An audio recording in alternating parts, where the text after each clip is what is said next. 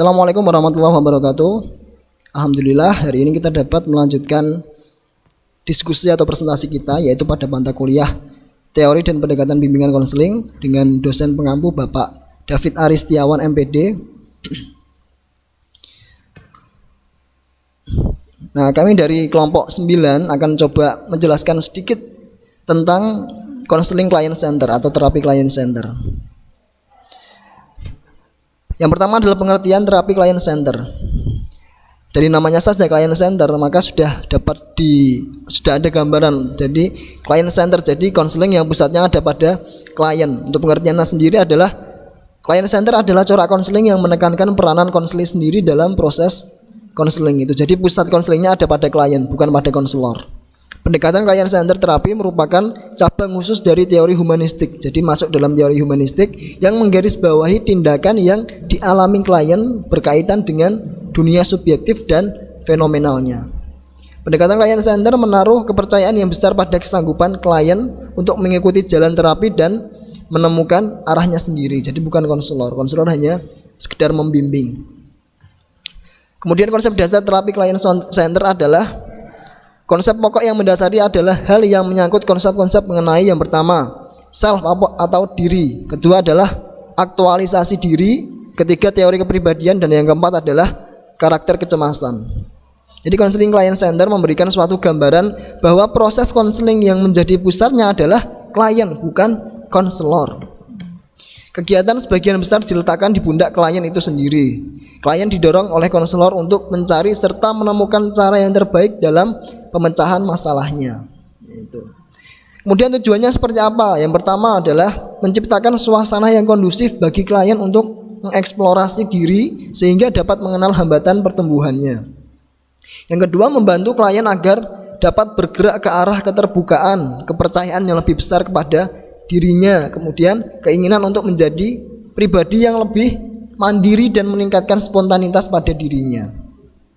Yang ketiga adalah menyediakan iklim yang aman dan percaya dalam pengaturan konseling dengan menggunakan hubungan konseling untuk self exploration tadi, mengeksplorasi diri, menjadi sadar akan hambatan pertumbuhannya pada si klien tadi. Yang keempat adalah konseling cenderung untuk bergerak ke arah yang lebih terbuka, kepercayaan diri yang lebih besar dan lebih setia untuk meningkatkan dirinya.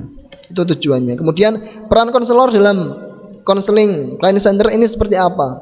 Yang pertama adalah sikap yang selaras dan keaslian. Jadi konselor harus benar-benar asli dan selaras. Yang kedua adalah penerimaan tanpa syarat, harus menerima konseling apa adanya, baik itu ceritanya, dirinya, kepribadiannya, harus menerima konseling atau klien apa adanya. Pemahaman yang empatik dan akurat. Nah, ini yang paling penting. Pemahaman yang empatik dan akurat. Kemudian teknik-tekniknya apa saja yang dapat digunakan dalam pendekatan client center. Ini teknik dasarnya. Yang pertama adalah mendengarkan secara aktif. Namanya saja pusatnya ada di klien. Jadi sebagai konselor tugasnya adalah mendengarkan secara aktif. Tidak hanya mendengarkan biasa, tapi mendengarkan dengan aktif. Yang kedua adalah merefleksikan perasaan klien. Yang ketiga adalah tadi pemahaman yang empatik dan akurat. Teknik-teknik yang lain seperti apa? Yang pertama ada penerimaan seperti tadi, rasa hormat, mengerti atau memahami, menenteramkan hati, meyakinkan. Kemudian dorongan, motivasi, pertanyaan bebas, terbatas, ini membatasi pertanyaan klien. Kemudian yang ketujuh adalah tadi merefleksikan atau memantulkan pertanyaan ataupun perasaan si klien. Prosesnya seperti apa dalam terapi konseling ini? Yang pertama, konseling memusatkan pada pengalaman individual, maksudnya pengalaman individual klien. Konseling berupaya meminimalisir rasa diri terancam dan memaksimalkan serta menopang eksplorasi diri pada klien seperti tadi.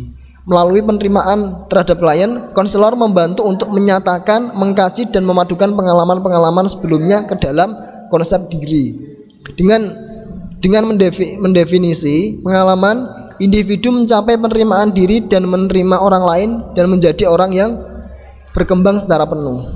Ini yang kelima, wawancara. Wawancara merupakan alat utama dalam konseling untuk menumbuhkan hubungan timbal balik. Wawancara antara klien dan konselor. Nah, kemudian ada kelebihan dan kekurangan dari terapi client center ini. Kelebihannya adalah pemusatan pada klien dan bukan pada terapis, identifikasi dan hubungan terapi sebagai wahana utama dalam mengubah kepribadian. Yang ketiga, lebih menekankan pada sikap terapi daripada teknik. Yang keempat, memberikan kemungkinan untuk melakukan penelitian. Yang kelima adalah menekankan pada emosi, perasaan, dan afektif. Yang keenam, menawarkan perspektif yang lebih up to date dan optimis. Yang ketujuh adalah klien memiliki pengalaman yang positif karena dia yang bercerita nantinya adalah klien. Kalau dia fokus untuk menyelesaikan masalah, maka dia akan mendapatkan pengalaman yang sangat positif. Yang kedelapan adalah klien merasa mereka dapat mengekspresikan dirinya. Dia mengekspresikan dirinya secara penuh. Kemudian kekurangannya adalah terapi berpusat pada klien dianggap terlalu sederhana, jadi membatasi kreativitas konselor. Terlalu menekan aspek afektif, emosional, dan perasaan. Tujuan untuk setiap klien yaitu memaksimalkan diri dirasa terlalu luas dan umum, belum dapat digeneralisasi atau dikelompokkan. Tidak cukup sistematik dan lengkap, terutama yang berkaitan dengan klien yang kecil tanggung jawabnya. Sulit bagi terapis untuk bersifat netral. Nah ini. Yang keenam, minim teknik, karena tekniknya yang dasar tekniknya adalah tadi mendengarkan dan merefleksi.